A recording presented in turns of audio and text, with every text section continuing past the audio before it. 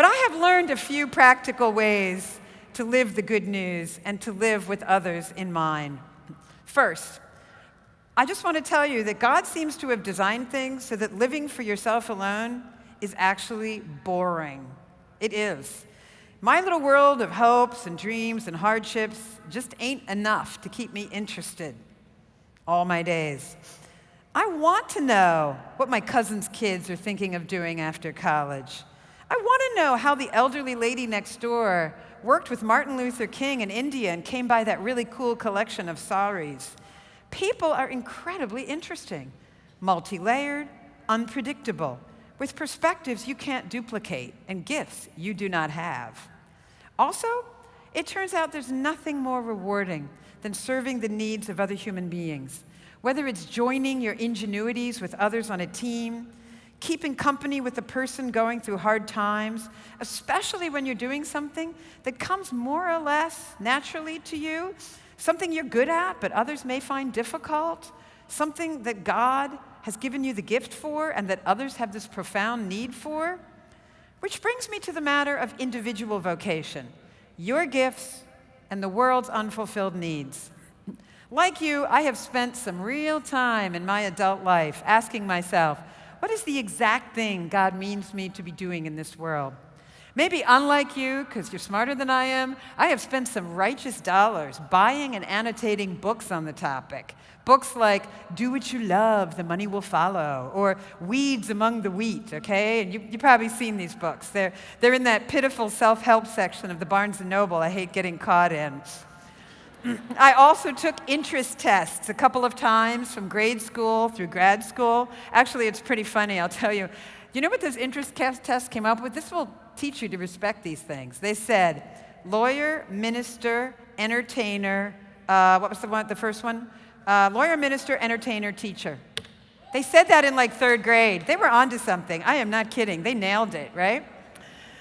Anyway, like you, I have thought a lot about my individual career, but maybe unlike you, I've had 3 careers by now. So maybe I've learned a few things. I've been a corporate litigation attorney, a church communications professor, and now a law professor at a state university, each with their own pressures and trajectories. Throughout, whether thinking of my vocation, trying to live it, I learned there's some crazy good advantages of living with a service mentality, especially as contrasted with what Pope Francis is calling careerism or ego-driven work, right? There's really advantages to it. I don't always do it right, but I'm totally down with the fact that it's a better way to go. What were some of these practical advantages I learned? Well, first, you can really avoid chasing the almighty dollar if you enter a career with a service mentality. Trust me, if you start down the path of money as your goal, you are never done. You are never satisfied. There's always someone right next to you with newer, cooler stuff.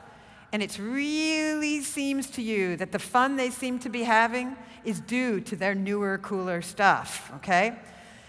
But if you avoid this path, you have just put a whole bunch of preoccupations off your plate. And it helps when, if you're making more money than you actually need to live on, you don't live up to that income. So when a position comes along that is vocationally authentic, but it doesn't pay so much, you can live on that too. I took a 70% pay cut between my first job and my second job. I took a 50% pay cut between my second job and my third job because I was chasing cool jobs, things that I seemed vocationally called to. It's really freeing, especially in an uncertain economy. You take jobs you should take. Besides, can I just tell you that living with secondhand stuff is way fun?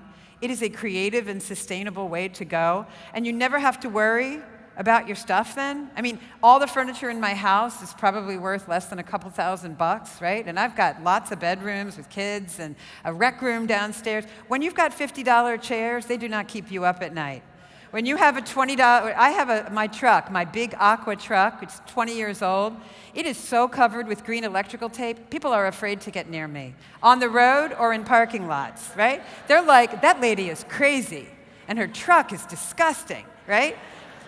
I don't worry about that thing. I'm like, yeah, come here, see if I care if you hit me, right? You know? I feel the same way about my furniture. I feel the same way about my clothes. Nothing can't be replaced with a trip to some secondhand store in a neighborhood. It is really freeing. I never feel that even if I lost almost everything, there's some sentimental things there. If I lost almost everything, then it'd be okay, right? Because it's not about the money. Second, I think you'll have no trouble working hard at the human service to which you're called.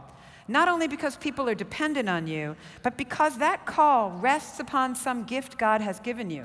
So you will be facilitated in your work, even if not guaranteed that it will always turn out. Third, in your work life, I think you'll find that you have more courage to do the work that needs doing when the whole thing is not about you, but for others. You're less constrained by your consciousness of your own limits and deficiencies and selfish motivation. The person who's acting just for themselves at a job feels these painfully at some level.